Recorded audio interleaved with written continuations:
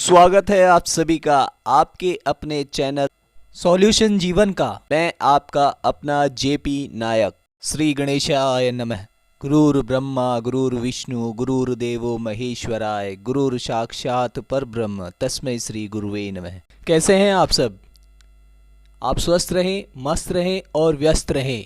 आज की टिप्स: सुबह उठते ही जंगली व हिंसक पशु का पिक्चर या इमेज नहीं देखनी चाहिए, इससे विवाद व झगड़ों की संभावना रहती है। और सुबह उठते ही सबसे पहले अपने इष्ट आराध्य कुल के देवी देवताओं का स्मरण करना चाहिए और अपनी हथेली, दोनों हथेलियों को जोड़कर उन्हें देखना चाहिए और ईश्वर को याद करना चाहिए। यदि घर में हमेशा क्लेश का वातावरण बना रहता है तो प्रथम रोटी गाय की निकालें, दूसरी रोटी कुत्ते की अवश्य निकालें और पास ही में यदि कोई बालक या बालिका या कोई रोगी हो तो उसे भोजन अवश्य कराएं यदि हो सके तो। इस ब्रह्मांड की सबसे शक्तिशाली अगर कोई ध्वनि है तो वो ओम है और सबसे शक्तिशाली ब्रह्मांड का कोई मंत्र है तो ओम नमः शिवाय है। ये रियल में यूनिवर्स ट्रूथ है, आपको बिलीव नहीं होगा, है ना? अचंभे में रहेंगे। वास्तव में परम पिता परमात्मा की प्रार्थना है, उन्हें नमस्कार करने की विधि है। इस पंचाक्षरी मंत्र का अगर ये अर्थ समझेंगे, मीन समझेंगे तो आप इस ब्रह्मांड में सभी एक छोटे से छोटे तत्व को प्राण व गति देने का कार्य जो करता है वह ओम है। ओम नमः शिवाय पंचाक्षरी मंत्र का मीन क्या है जानिए। और जीवन में संपूर्ण सफलता को पाने का एक विधि, एक नियम है।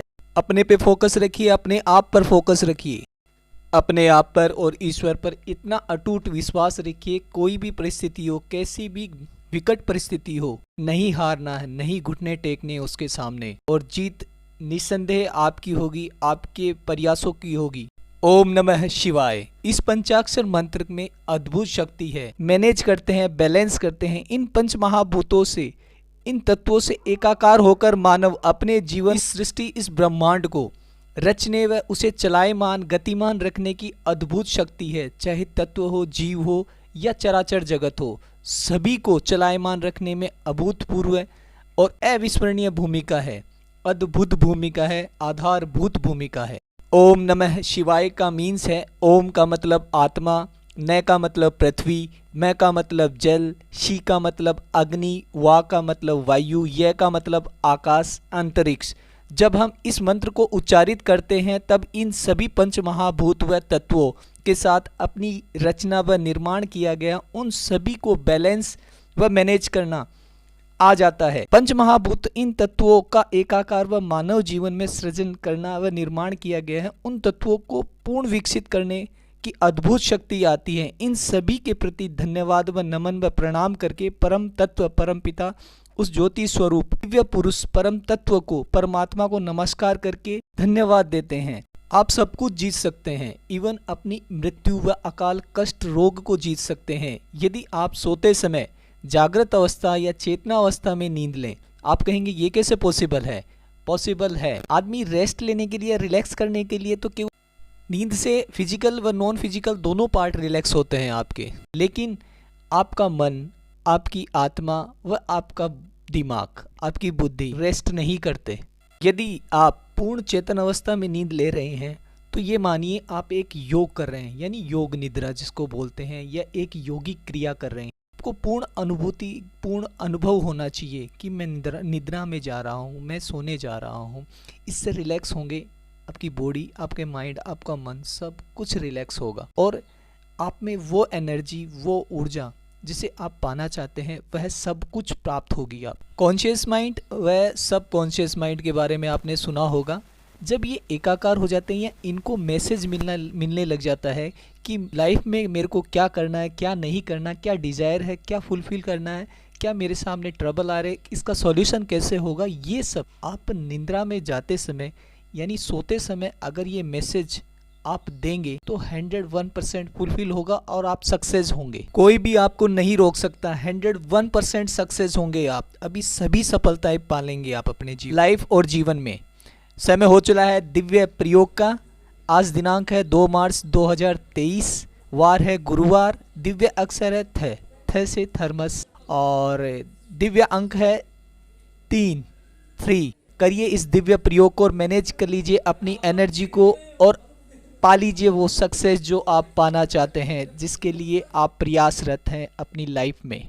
भारतीय संविधान, विधान, कानून, नियम, भारतीय वैदिक धर्म संस्कृति व देश राष्ट्रीयता व इनके संसाधन, इनको मानने वाले व पूर्ण आश्रित जनता के लिए हैं, ईमानदार व पूर्ण निष्ठा धारण करने वाले जनता के लिए, न कि लुटेरे मुगली आतंकियों के लिए।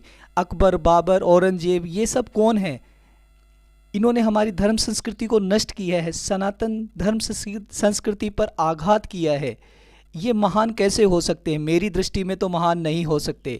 आप बताइए हो सकते हैं या नहीं? जो मानव व जीव कल्याण की रक्षा ना कर सके उन्हें महान बताना, उनके लिए नाम रखना, शहरों के नाम रखना, सड़कों के मार्गों के नाम रखना कहाँ तक उचित है? मेरी दृष्टि में तो ये उचित कतई नहीं है। आप बताइए ये होना चाहिए या नहीं होना चाहिए? सनातन धर्म संस्कृति को मानने वाले की सोच अब विदेशी लगने लगी है मुझे। हम बात अवश्य समता व समानता की करते हैं। देश में स्वतंत्रता नाम मात्र की है। आज भी हम मुगली और अंग्रेजी नियमों और कानूनों से जी रहे हैं। सभी मुगली अंग्रेजी नियमों की परतंत्रता व गुलामी सह रहे हैं। अपने आप को स्वतंत्र कहना मेरे को नहीं लगता उचित है। आज जो पुराने नियम व कानून है वह न्यों के यूँ चले आ रहे हैं। कौन इसको करेगा? ये सब जनता, जागरूक जनता, हम सब करेंगे। हम सबको इसका विरोध करना चाहिए। किसी को भी क्या लगता है, क्या नहीं लगता, क्या अच्छा लगता है, अच्छा लगने के लिए ज़रूरी नहीं हम बुरे का अनुसरण करें। नहीं, अगर हमें अच्छा नहीं लगता तो हम मौन या चुप्पी छोड़ सकते हैं। किसी को वोट का भय तो किसी को नोट का लालच। तो देश के लिए कौन सोचेगा? इस राष्ट्र के लिए कौन सोचेगा? हम सभी को सोचना होगा राष्ट्र के लिए, देश के लिए, धर्म के लिए। सनातन धर्म संस्कृति व वैदिक संस्कृति के लिए कौन सोचेगा? हमें ही सोचना होगा। उन घुसपैठियों, उन आतंकियों, उन लुटेरों के नाम पर देश में स्थानों, नगरों और मार्गों और रोडों के नाम रख रखे हैं, जबकि हमारे देशभक्त, हमारे क्रांतिकारियों, हमारे परम जो दिव्य पुरुष हैं, उनके नाम से क्यों नहीं रखना चाहते हम? क्या दिक्कत क्या है? सनातन धर्म संस्कृति हमारे राष्ट्र के लिए जो खतरा है, जो घुसपैठिए हैं, आतंकी या घुसपैठिए या चोर या जो दिखावे के लिए अपने आप को देशभक्त कहते हैं, उन सबको राष्ट्र से बड़ा कोई नहीं, वैदिक धर्म, सनातन धर्म संस्कृति से बड़ा कोई नहीं। अब स्पष्ट बोलना अति आवश्यक है। सब कुछ स्पष्ट कीजिए। अच्छा बनने का अभिनय व एक्टिंग छोड़ दीजिए, बंद कीजिए। जिसे राष्ट्र या वैदिक धर्म संस्कृति की रक्षा हो वो कार्य कीजिए। हम सबको करना होगा। जो देश वैदिक धर्म संस्कृति, सनातन धर्म संस्कृति को नहीं मानता, जो हमारे विधि विधान को नहीं मानता, उसे इस धरती पे, इस राष्ट्र में रहने का कोई अधिकार नहीं है, चाहे वह किसी भी धर्म, किसी मजहब से हो। जो मानवता, समता, समानता को नहीं मानता, संविधान को नहीं मानता, उसे इस धरती पर रहने का किसी भी प्रकार का अधिकार नहीं। हमारे राष्ट्र को स्वतंत्र हुए 75 वर्ष हो गए, 75 ईयर्स। सभी गांव, नगर, राज्यों को नाम बदल मुगलों और अंग्रेजों ने, आतंकियों ने अपने हिसाब से नाम रख दिए, अपने नाम को फेमस करने के लिए नाम रख दिए, और कुछ चाटुकारों ने उनको सपोर्ट किया। हमारे ही देश के चाटुकारों ने कुछ धन के लालच में, कुछ पद के लालच में ये आघात किया हमारे सनातन धर्म संस्कृति पर लुटेरों ने। हमें वह पुनः जिस नाम से जो स्थान जाना जाता था, उन्हें पुनः उसी नाम से अलंकृत करना होगा, वह नाम देना ही होगा। यह उनका अधिकार है, उन स्थानों का, उन तीर्थ स्थलों का, उन महान दिव्य पुरुषों ने जो बलिदान दिए, जिन्हें स्थापना करने के लिए अथक प्रयास की, सब चीज़ों का अधिकार रखते हैं। हम ऋणी हैं इन चीज़ों के, हमें वह ऋण उतारना ही चाहिए। और जिस इंद्रप्रस्थ, जिसे आज दिल्ली कहते हैं, पांडवों ने जिसे बसाया, आज उस जगह एक भी रोड का नाम अर्जुन, युधिष्ठिर, भीम, नकुल, सहदेव, कृष्ण, भीष्म आदि नाम से एक भी रोड या मार्ग का नाम क्यों नहीं है? इंद्रप्रस्थ को दिल्ली बना दिया गया, सोनप्रस्थ को सोनीपत, पानप्रस्थ को पानीपत और वाघप्रस्थ को वाघपत और तिलप्रस्थ को फरीदाबाद बना दिया। भगवान श्री कृष्ण ने पांडवों के लिए जो 5 गांव मांगे थे, उनको बदला गया। आतंकी लुटेरों, सनातनियों सनातन वैदिक धर्म संस्कृति के शत्रुओं ने तब से लेके अब तक बहुत देशद्रोही लुटेरे पैदा हुए हैं और उन्हें संभालना होगा, उनसे रक्षा करनी होगी देश की। स्वतंत्र है तो हमें अपने पुनः उन्हीं नामों से स्थानों को अलंकृत करना चाहिए, स्थापित करना चाहिए, उन्हें वह नाम देने ही चाहिए। जिस भी व्यक्ति से अगर देश, राष्ट्र, सनातन धर्म या वैदिक धर्म संस्कृति को खतरा है, उसे दया, करुणा या मानवता दिखाने की कोई आवश्यकता नहीं है। आत्मरक्षा व देश रक्षा और धर्म रक्षा, राष्ट्र रक्षा सर्वोपरि है। आप अपने राष्ट्र को, सनातन धर्म, वैदिक धर्म संस्कृति को अगर विकसित करना चाहते हैं तो सबसे पहले आप अपने आप से प्रारंभ कीजिए। आप अपनी क्वालिटी, अपने आप को डेवलप कीजिए, अपने आप को विकसित कीजिए, आपके परिवार को विकसित कीजिए, फिर सब कुछ विकसित होने लग जाएगा। ये देश, ये राष्ट्र, ये सनातन सब कुछ विकसित होगा। आप अपने आप पर फोकस कीजिए, अपनी क्वालिटी पे फोकस कीजिए। आप किसी भी परिस्थितियों में हारे नहीं, घुटने न टेकें और पराजित न हो।